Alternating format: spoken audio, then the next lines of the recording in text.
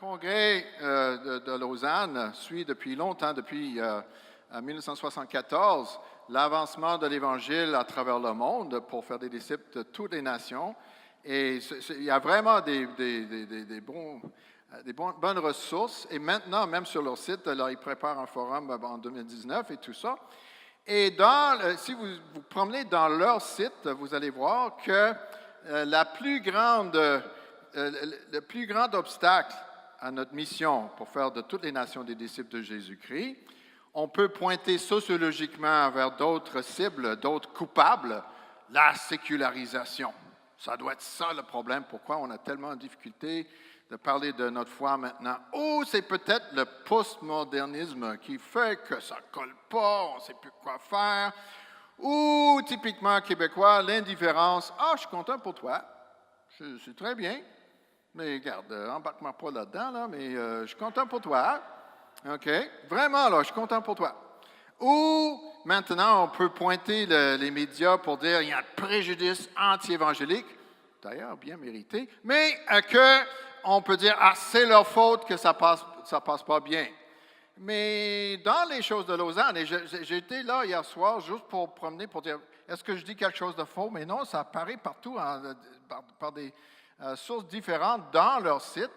Le plus grand obstacle à notre mission de faire des disciples de Jésus-Christ, ce n'est pas tous les autres éléments-là, c'est nous.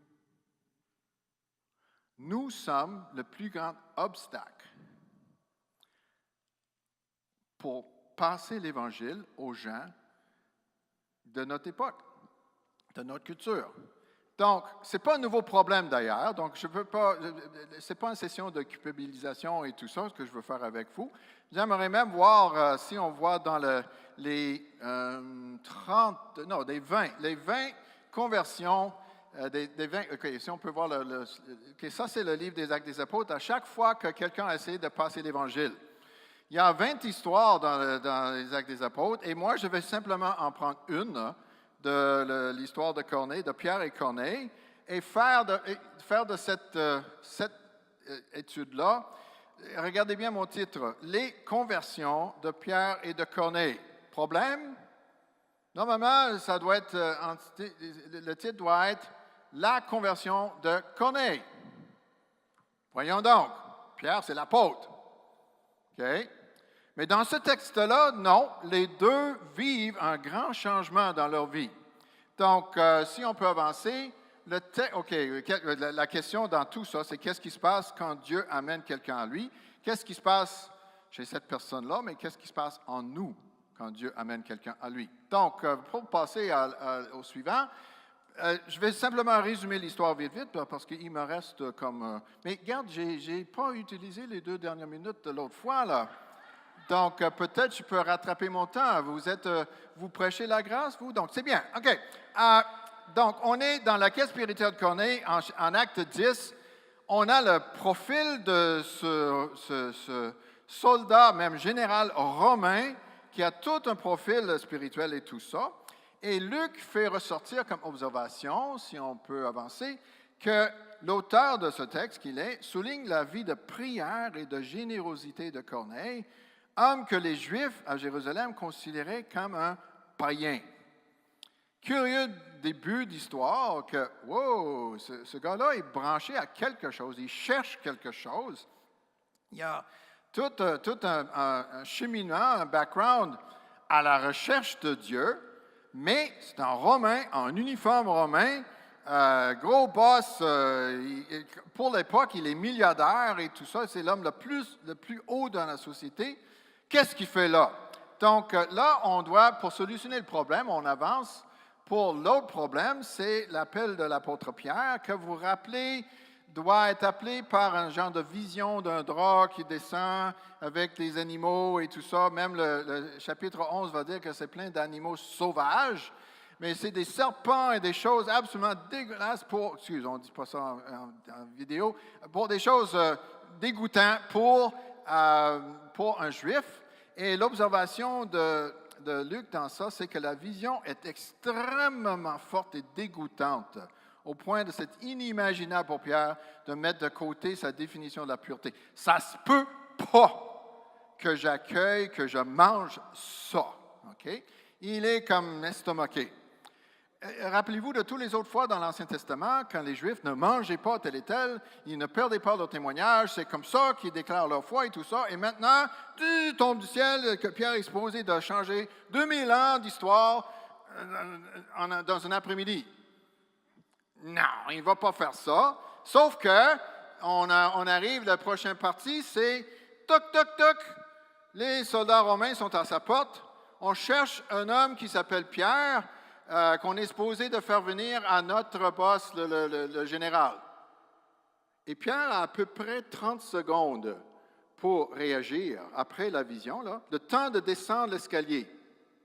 Okay? Et le problème de Pierre, normalement, dans d'autres situations où il fait des gaffes, c'est qu'il est impulsif. Mais cette fois-ci, son impulsivité est un atout parce que on y va. OK? Donc, il va accompagner, mais les autres l'amènent chez Corneille, qui, en prochaine section, va présenter Pierre à Corneille. Imaginez la scène, là, le gros monsieur, le grand monsieur en uniforme et tout ça, tombe à genoux devant Pierre, le pécheur juif. Malaise.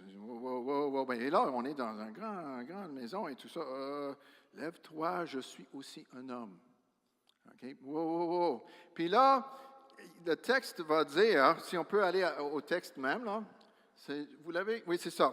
En conversant avec lui, Pierre entra et trouva beaucoup de personnes réunies. Et là, regardez bien ce qu'il dit. Comment gagner les amis quand vous êtes en territoire étrange, que vous ne savez pas exactement quoi faire? Vous savez, leur dit-il, qu'il est défendu à un juif de se lier avec un étranger ou d'entrer chez lui. Qu'est-ce qu'il est en train de dire? Vous êtes impur, je n'ai pas le droit d'être ici. Ça commence bien. Comment gagner les amis? Hein? How to win friends and influence people. Comment, OK, là, quelque chose se passe, mais je n'ai pas le droit d'être ici. OK? Mais le texte continue, si on peut le prochain. Mais Dieu m'a appris à ne regarder aucun homme comme souillé et impur. C'est pourquoi je n'ai pas eu d'objection à venir, puisque vous m'avez appelé. Je vous demande donc, pour quel motif vous m'avez envoyé chercher? Je veux être enseignable. Qu'est-ce qui se passe ici? Je me demande. Donc, l'observation de ce texte-là, c'est, en accompagnant Corneille, Pierre révèle la simplicité de son cœur, dans son cœur, et en disant que lui aussi est en train d'apprendre de Dieu. Il y a quelque chose qui se passe ici que je veux apprendre. Donc, Corneille raconte son histoire rapidement et que l'observation qu'on peut faire, c'est que Pierre pourrait penser que Corneille est soudainement un nouveau contact.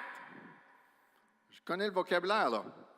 Mais en réalité, il est en long cheminement depuis longtemps. Ce n'est pas un nouveau contact, ça. S'il y a quelqu'un qui est nouveau là-dedans, c'est Pierre. OK?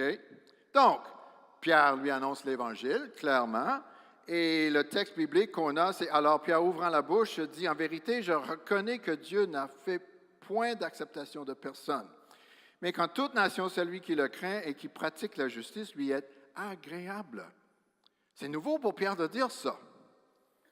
Et envoyer la parole aux fils d'Israël en leur annonçant la paix par Jésus-Christ, qui est le Seigneur de tous. Quand Pierre dit ça, c'est même nouveau pour lui de dire ça. OK? C'est un format bêta, là. Il dit, on va essayer ça. Ça va donner quoi?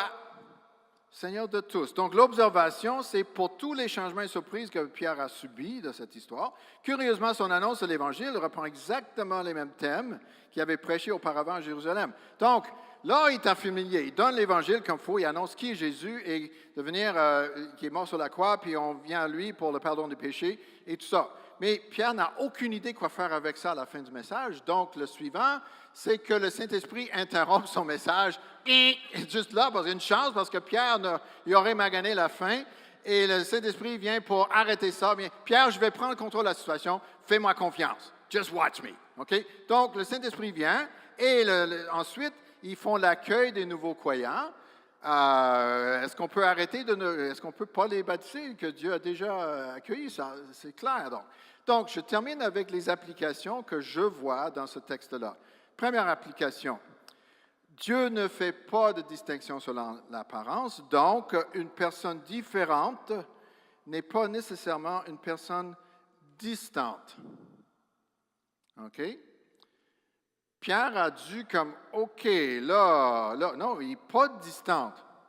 Deuxième application, beaucoup de portes que le Seigneur nous ouvre seront des surprises dérangeantes, pas dans notre zone de confort, mais nous avons besoin d'être éveillés et flexibles. C'est l'aventure. On n'a pas le plan d'évangélisation de notre culture. Non, Dieu est à l'œuvre et on a simplement besoin d'être assez ouvert de voir où est-ce qu'il travaille. Troisième application, l'humilité est de mise quand nous travaillons avec les gens qu'on ne comprend pas. Et ensuite, nous servons le Dieu souverain, maître de toutes les nations.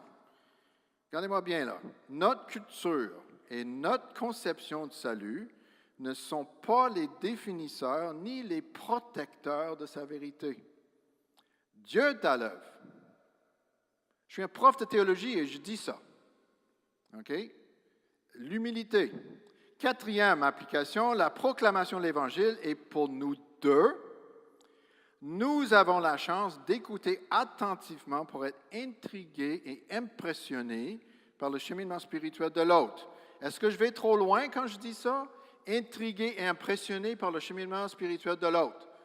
Jésus dit à la femme syrophénicienne, « Madame, j'ai jamais vu une foi comme la tienne. » Jésus est intrigué et impressionné par la foi d'une païenne. Wow!